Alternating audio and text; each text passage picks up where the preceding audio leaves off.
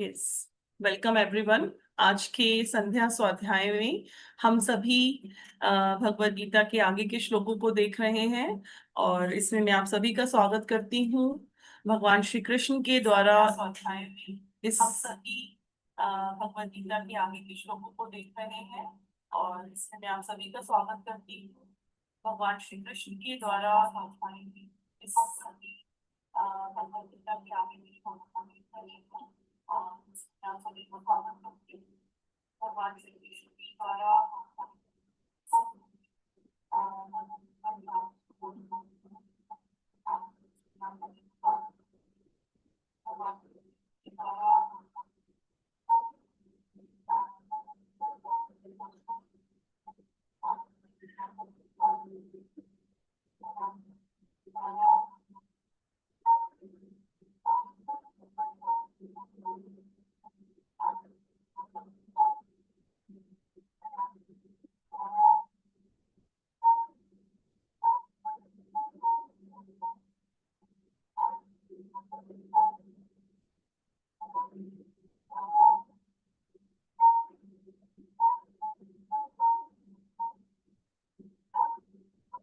Just a minute.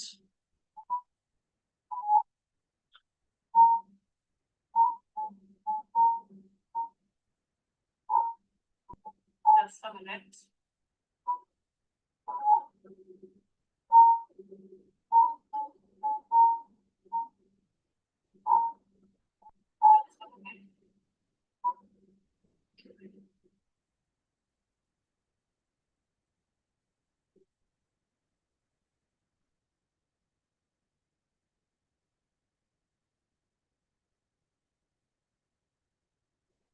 So, Vishal, can you really activate your natural healing system?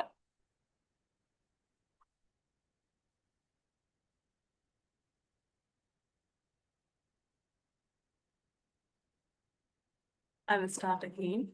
Yes. तो हम सभी आगे के श्लोकों को देखते हैं। ये नई बिगनिंग अपने आप हो रही है, लर्निंग टू मी ऑल्सो। तो हम सभी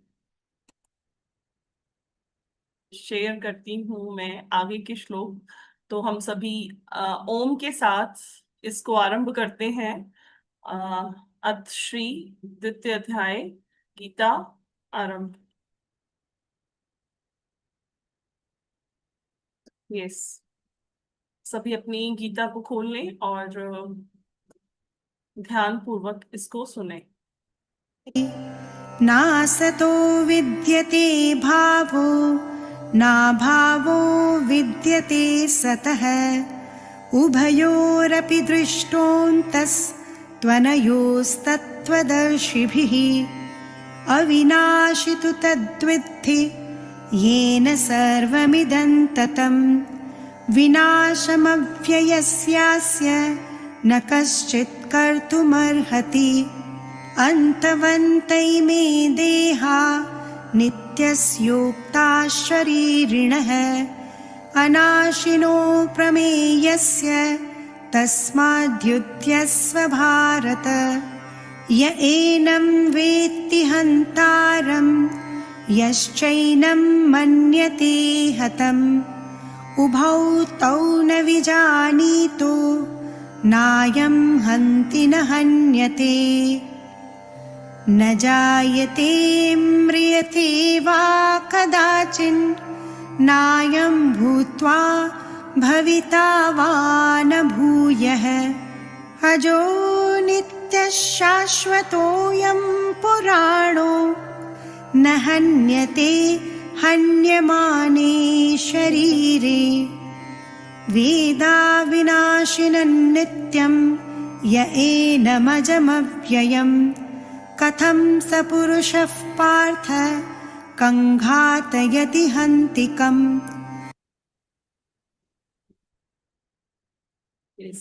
तो हमने गीता के श्लोक सुने और इनके द्वारा हमने क्या सीख ली उसको हम इसके भावार्थ को जानते हैं।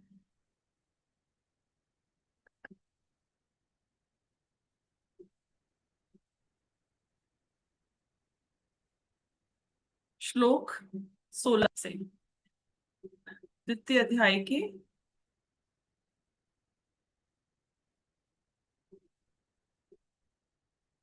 यस, द्वितीय अध्याय का श्लोक नंबर 16।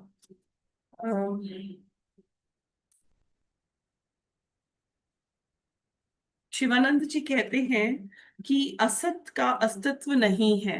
नासतो विद्यते भावो न भावो विद्यते सतः। कि असत का कोई अस्तित्व नहीं है और सत्य का अभाव नहीं है।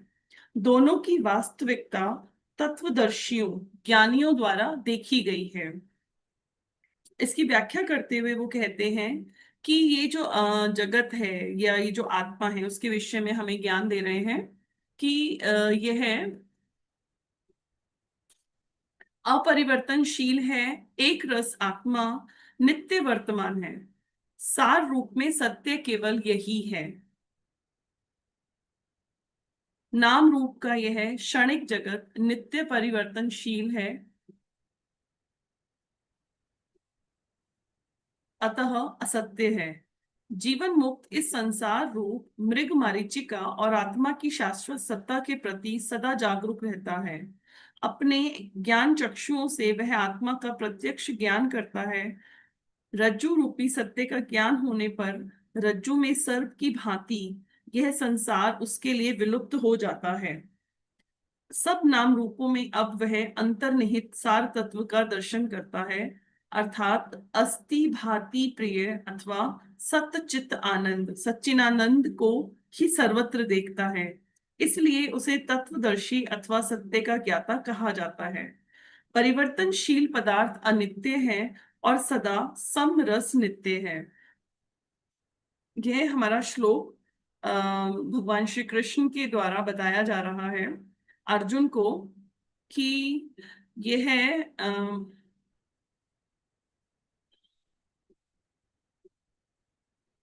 ये जो असत है वह कभी भी अस्तित्व में नहीं है और वह जो विद्यमान है वह कभी असत नहीं जाता। वास्तविकता के जो दृष्टाओं ने इन दोनों को का ही अंत देखा है। अब स्वामी राम की हम यहाँ पे वो क्या इसके विषय में व्याख्या करते हैं हम उसको देखते हैं कि हर हम एक ही समय में दो वास्तविकताओं में रहते हैं। एक सामान्य मानव चेतना के क्षेत्र में है और दूसरी अचेतन में और उससे भी परे है। केवल वही जो असत अलौकिक लौकिक क्षणभंगुर और परिवर्तनशील है मन द्वारा बोधगम्य है, लेकिन जो स्वयंभू है उसे मन द्वारा समझा या जाना नहीं जा सकता। यह हमेशा अस्तित्व में रहेगा क्योंकि यह स्वयंभू निरपेक्ष और अपरिवर्तनीय वास्तविकता है। जो विद्यमान है उसे सत्य कहते हैं और जो असत्य है उसे जो सत्य नहीं है उसे असत्य को असत कहा जाता है।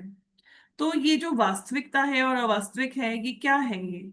तो कहते हैं बुद्धिमान ऋषि जो हैं इन दो वास्तविकताओं से अवगत हैं और वे कहते हैं कि जो स्वयंभू नहीं है यहाँ उसे अस्तित्वहीन कहा गया है क्योंकि वह असार है। वह सभी कालों में विद्यमान नहीं रह सकता। इसलिए अर्जुन से कहा गया है कि यह अस्तित्वहीन के लिए शोक ना करे। जब अर्जुन शोक कर रहा है और उस शोक में आके वो विचलित हो रहा है और उसकी मन की दशा बिगड़ रही है तो भगवान उसको ये आदेश देते हैं। इसलिए अर्जुन से वो ये कहते हैं कि वो शोक ना करे बल्कि स्वयं के प्रति अस्तित्वमान वास्तविकता के प्रति निरंतर जागरूक रहे। साधक को ये समझना चाहिए कि सिद्धांतता दो अलग अलग वास्तविकताएं हैं, शाश्वत और क्षणभंगुर। उसे संसार की निरंतर परिवर्तनशील वस्तुओं के साथ अपनी पहचान ना करने की आदत डालनी चाहिए। यानी जो चीजें रोज बदल रही हैं जैसे आदमी, जैसे हमारी अवस्थाएं, हमें पदार्थों के ऊपर हमें माया के ऊपर अपना ध्यान ना लगाकर उनसे अलग होने की आदत डालनी चाहिए। ऐसी पहचान व्यक्ति को आत्मा शुद्ध चेतना जैसे अपने मूल स्वरूप के बोध से वंचित करती है। अपने चेतना का केंद्र ज्ञान सुख और आनंद का स्रोत अविनाशी है। यही एकमात्र अस्तित्व है और यही अविनाशी है। तो यानी हमें अपनी कॉन्शियसनेस को जब हम अपनी चीजों से फोकस करके उस परम की तत्व की तरफ हम केंद्रित करते हैं तो ऑटोमेटिकली हमारा जो दुख है जो हमारा शोक है वो दूर हो जाता है। आधुनिक विद्यार्थियों के मन इन दोनों वास्तविकताओं के बीच के अंतर को स्पष्ट नहीं कर पाते। इसलिए उनका लक्ष्य नहीं होता है। सही दिशा में जाने की बजाय वे विपरीत दिशा में नाम और रूप के संसार की ओर चले जाते हैं।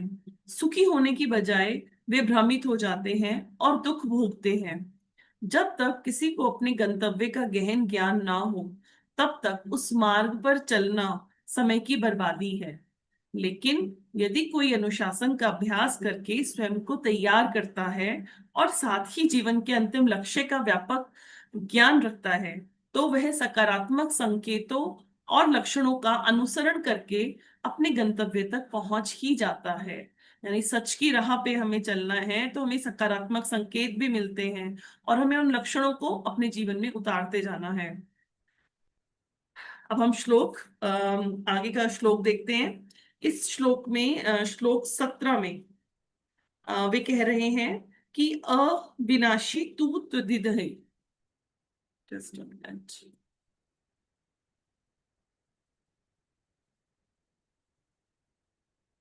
Is it visible? Yes. अविनाशी तू तद विधि विदधि येन सर्वमिदं ततम। इस श्लोक में वो कहते हैं कि जिससे यह सारा जगत व्याप्त है, केवल उसे ही तुम विनाश रहित जानो। उस विनाश अविनाशी का विनाश करने में कोई समर्थ नहीं है।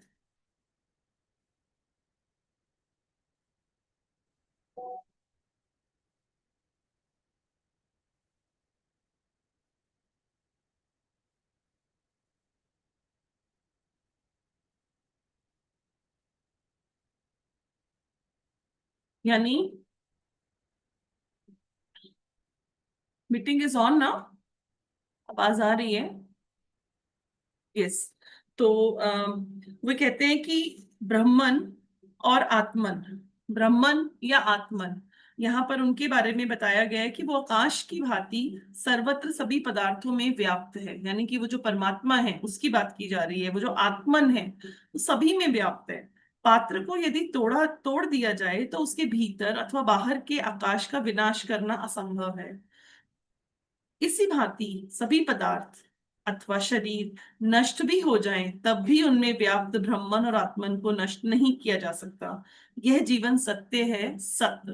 तो यहाँ पे इस श्लोक के द्वारा वो बता रहे हैं कि जैसे आपका कोई बर्तन है जिसके अंदर आप कुछ रखते हो, वो टूट भी जाए तो जो उस बर्तन के अंदर था वो चारों तरफ भी था।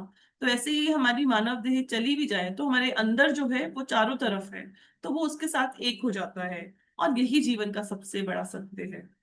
ब्राह्मण के खंड नहीं हो सकते, वह न्यूनाधिक नहीं हो सकता। संपत्ति क्षय हो जाने पर लोग गत श्रीक यानी कि बर्बाद हो जाते हैं, परंतु ब्राह्मण के विषय में ऐसा कुछ नहीं है। वह तो अवश्य है, क्षय रहित है। इसीलिए आत्मा का विनाश कोई नहीं कर सकता। यह नित्य विद्यमान है, सर्वदा पूर्ण है, आप्त काल है, आप्त काम है, पूर्ण सत्य है और अनिर्वचनीय है। अगले श्लोक में आ, वे हमें बताते हैं कि यह नित्य है, अविनाशी है। यहाँ सब परमात्मा का वर्णन किया जा रहा है कि परमात्मा कैसा है, जिसके जो हम सभी जिससे जुड़े हुए हैं, वो अनंत का स्वरूप हमें यहाँ पे भगवान के द्वारा बताया जा रहा है, श्री कृष्ण के द्वारा बताया जा रहा है। नित्य अविनाशी अप्रेमी शरीरधारी जीवात्मा के ये शरीर नश्वर है, ऐसा कहा जाता है। इसलिए हे अर्जुन, तुम युद्ध करो। भगवान श्री कृष्ण अर्जुन को सर्वव्याप्त, कि वो भी उन्होंने बताया कि वो सब जगह है। जैसे एक बर्तन के अंदर है तो बाहर भी है, अगर वो बर्तन नहीं रहेगा तो ऐसा नहीं है कि वो नहीं रहेगा, वो है। वो शाश्वत आत्मा की प्रकृति को अनेक प्रकारों से समझा रहे हैं। जैसे परमात्मा शाश्वत है, हम भी शाश्वत हैं, तो उसको वो शाश्वत प्रवृत्ति अर्जुन को समझाई जा रही है। और उसके अज्ञान से उत्पन्न शोक, मोह और भ्रम को दूर करते हुए उसे युद्ध करने के लिए प्रेरित करते हैं। यानी उसके फोकस को, उसके माइंडसेट को शिफ्ट किया जा रहा है कि जो चीजें वास्तविक तौर पे नहीं है, वो उन चीजों के लिए शोक कर रहा है और वो उन चीजों से परेशान हो रहा है। स्वामी राम यहाँ पे इन श्लोकों के बारे में कहते हैं।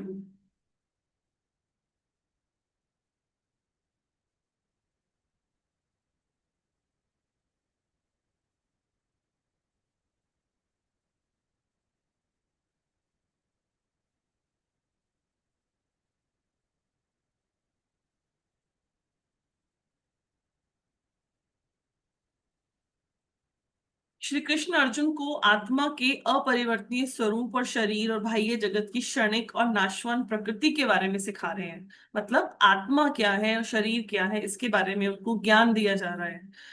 आत्मा में अपनी इच्छा अनुसार कोई भी रूप धारण करने की शक्ति है। यानी आत्मा बिल्कुल वही गुण रखती है जो उस परमात्मा में है। जो उस परमात्मा के अंश है, हम सभी में वही ताकतें हैं। सभी रूपों का अगर नष्ट किया जा सकता है, लेकिन शाश्वत अज्ञेय आत्मा किसी भी परिवर्तन के अधीन नहीं है। इसमें कोई भी शरीर धारण करने की शक्ति है, लेकिन फिर भी यह शरीर नहीं है। और हम इस शरीर से, वो कहते हैं कि हम चिपके होते हैं, हम इस शरीर से मोह रखते हैं। तो ये कहते हैं कि यह सत्य नहीं है, लेकिन फिर भी वह शरीर नहीं है। यह आदि या अंत, नित्य से रहित है। जबकि शरीर नाशवान और क्षणभंगुर है, अनित्य है। जन्म और मृत्यु के बीच परिवर्तनों की एक श्रृंखला से गुजरना शरीर की विशेषता है। और वास्तव में व्यक्ति अपने जीवन काल में होने वाले परिवर्तनों के दौरान कई बार मृत्यु का अनुभव करता है। एक बीज को अंकुरित होने के लिए उसे बीज के रूप में ही मरना पड़ता है ना, होता है ना ये। आपने किसी बीज को अंकुरित होते देखा होगा, तो पहले उस बीज की मृत्यु होती है, तभी वो जीव आगे एक नया जीवन देता है। तो वैसे ही पता नहीं कितनी मृत्यु हम जीवन में, एक ही जीवन में करते आए हैं, तभी वह अंकुरित हो सकता है। सभी नए रूप एक पुराने रूप की मृत्यु के माध्यम से उत्पन्न होते हैं। एक माँ, जब माँ बनती है एक लड़की, तो वो अपने पुराने रूप को त्यागती है और तभी वो एक माँ का रूप धारण करती है। एक स्त्री, एक पत्नी, सभी के साथ ये रूप है। सभी मतलब प्रकृति में सभी आगे ऐसे ही बढ़े हैं कि एक को छोड़ के हमें दूसरे रूप को लेने के लिए पहले का त्याग करना पड़ता है। सभी एक नए रूप पुराने रूप की मृत्यु के माध्यम से उत्पन्न होते हैं। इसलिए हमें मृत्यु को जीवन की एक आवश्यक वास्तविकता के रूप में स्वीकार करना चाहिए, लेकिन हम नहीं करते हैं। हम जानते हैं कि चीजें मरती हैं, लेकिन हम मृत्यु को स्वीकार नहीं करते हैं। दुख का कोई कारण नहीं है, क्योंकि आत्मा अविनाशी है।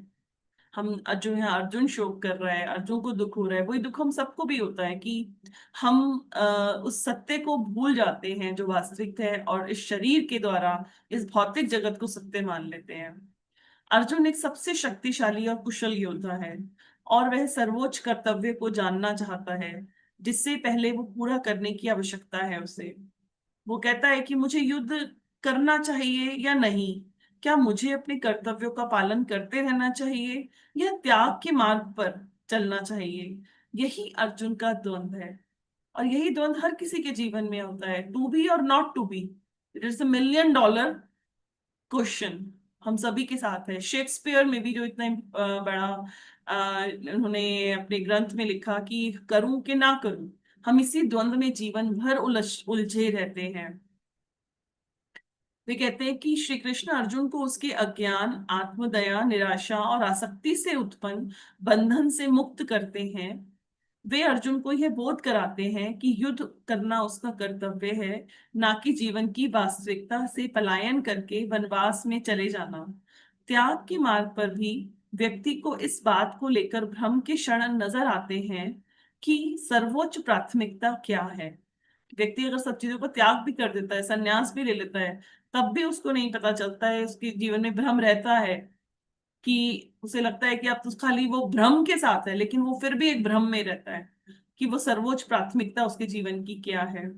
जीवन की सभी परिस्थितियों में, चाहे व्यक्ति कर्म का मार्ग अपनाना चाहे या त्याग का, उसे अपने कर्तव्य को समझना चाहिए, उसे सीखना चाहिए अपने कर्तव्य को।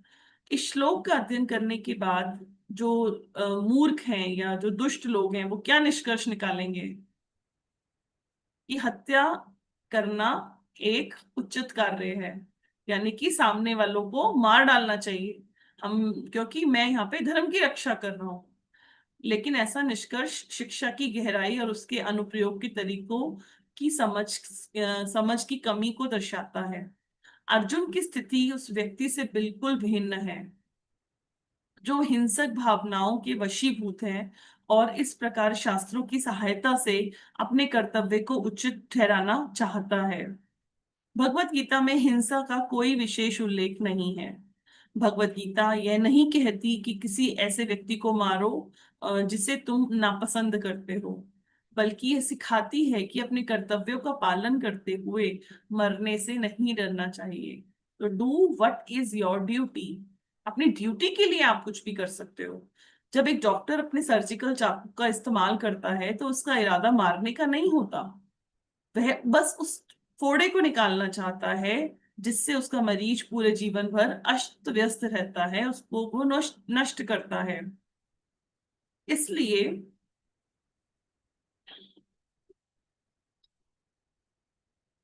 हालांकि जब एक कसाई जो बकरे को मारता है, यहाँ पे उसका एग्जाम्पल दिया गया है, उसका इरादा अलग तरीके का होता है। वह बकरे का इस्तेमाल अपने स्वार्थ के लिए करता है। जब एक योद्धा जीवन के अच्छे आचरण, अच्छे गुणों को, सर्वोच्च गुणों को, न्याय, सत्य और सद्भावना की स्थापना के लिए लड़ता है, तो हत्या पूरी तरह से अलग प्रकृति की होती है। उस स्थिति में लड़ने से इनकार करना एक पलायन है और मानसिक असंतुलन से उत्पन्न एक बीमारी है। और जब मानसिक असंतुलन हमारा खो जाता है तो जीवन की लड़ाई पूरी तरह हार जाते हैं हम। जो कोई उसे हत्यारा जानता है और जो कोई सोचता है कि वह मारा गया है, उन दोनों को वह नहीं पहचानता, और ना ही वह मरता है और ना ही वो मारा जाता है।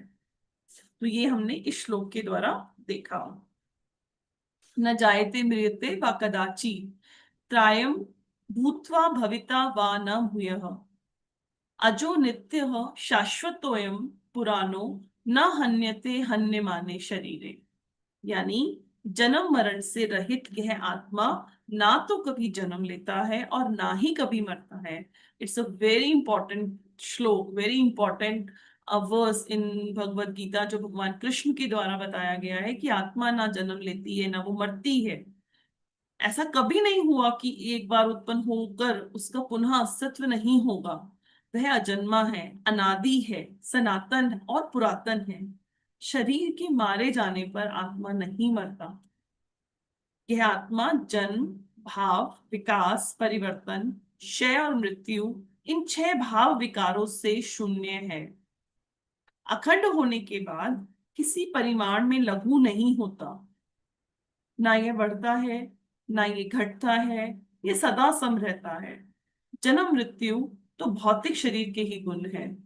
सर्वव्यापक शाश्वत आत्मा का तो जन्म और मृत्यु स्पर्श भी नहीं कर सकती। अब यहां से आत्मा की प्रकृति के बारे में वो बात करते हैं कि आत्मा क्या है, जो कभी जन्म नहीं लेती, जो कभी नहीं मरती, उसको तो ये चीजें छूती भी नहीं है।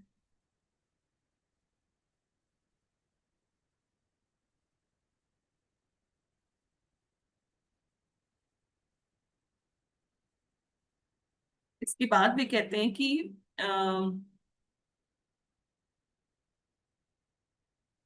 हिंसक तरीके से जो मारना जानते हैं, मारना अज्ञानी सोचते हैं, परंतु मनुष्य में मारने की क्षमता है और वह स्वयं मारा जा सकता है। इन दो गलत धारणाओं ने एक व्यक्ति की आंतरिक शक्ति को छीन लिया है। परंतु जब कोई इस सत्य को जान लेता है कि आत्मा का वध नहीं किया जा सकता, वह इस अज्ञान के स्वनिर्मित बंधन से मुक्त हो जाता है। इस बंधन के निर्माण में विस्तृत विवरण के लिए शांति के 25वें अध्याय में काल समय कारक का अध्ययन किया जा सकता है, जो कि हम आगे करेंगे। कहते हैं कि महाभारत का जो ये पर्व है उसमें इसका वर्णन किया गया है, तो हम इसको वहां देख सकते हैं।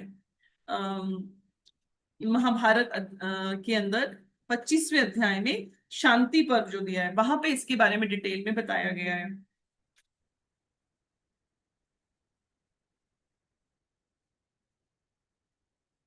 इसके आगे भी कहते हैं कि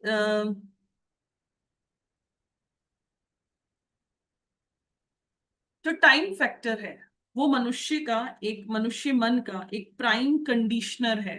यानी समय जो है वो एक बहुत बड़ी नियामक है व्यक्ति के जीवन का, उसके मन का।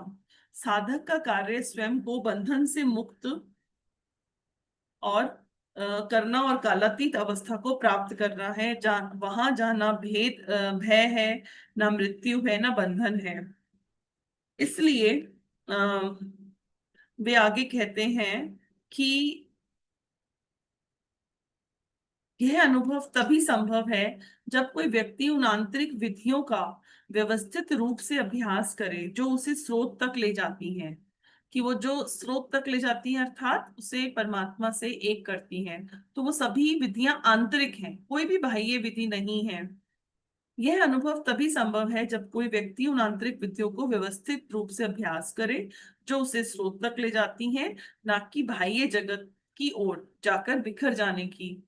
ऋषियों द्वारा खोजी गई केवल 3 ज्ञात विधियां हैं: प्रार्थना, ध्यान और मनन। यहाँ पे स्वामी राम हमें 3 विधियों को बताते हैं कि अगर हमें वास्तविकता में उस परमात्मा, उस प्रभु के साथ, उस असीम परम चेतना के साथ अगर हमें एकाकार करना है, तो केवल 3 ही विधियां हैं जो आरंभ से बताई गई हैं। क्या है वो विधियां?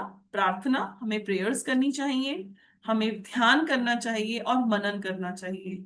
मनन क्या है? यानी हम जो पढ़ रहे हैं उसके ऊपर हमें मन लगाकर उसके बारे में चिंतन करना चाहिए।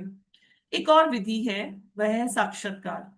वो कहते हैं कि जो कोई विधि नहीं है, लोगों को लगता है कि मैं पूजा कर लूं, बस मुझे भगवान के दर्शन हो जाए, मुझे श्री कृष्ण साक्षात्कार दे दें, हरि मुझे मिल जाए, या मुझे किसी भी भगवान का जिसके जो उसके इरादे हैं मिल जाए।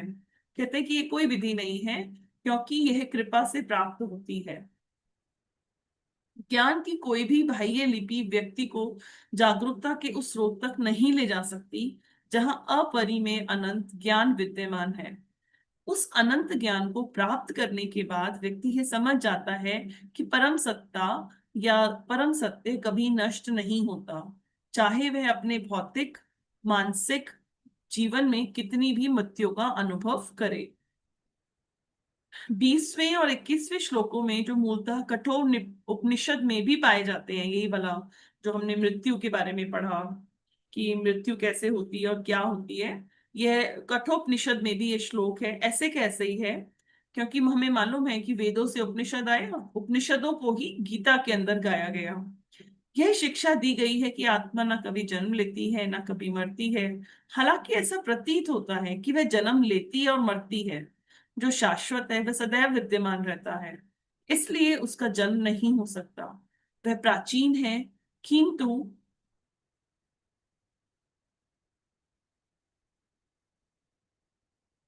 युवा प्रतीत होती है, क्योंकि शरीर बार बार नया रूप धारण करता है। अज्ञानी लोग शरीर के परिवर्तनों को निर्गुण शुद्ध आत्मा समझ लेते हैं, किंतु शरीर के परिवर्तनों के बावजूद शाश्वत अपरिवर्तित रहता है। तो इसके साथ ही हमारे यहाँ पे 21 श्लोक पूरे होते हैं। And time is 4:32। I think अभी हम आज इतना ही करें, इसके आगे की कर लें तो ज्यादा हो जाएगा।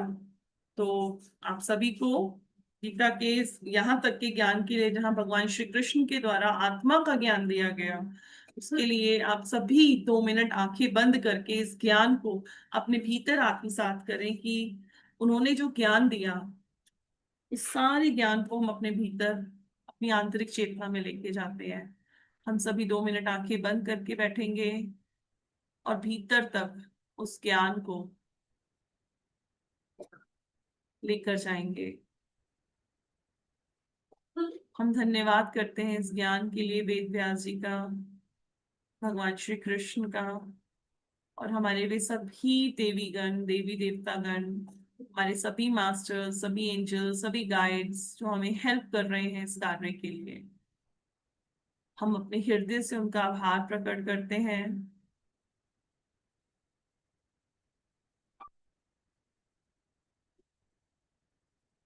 धन्यवाद, धन्यवाद, धन्यवाद।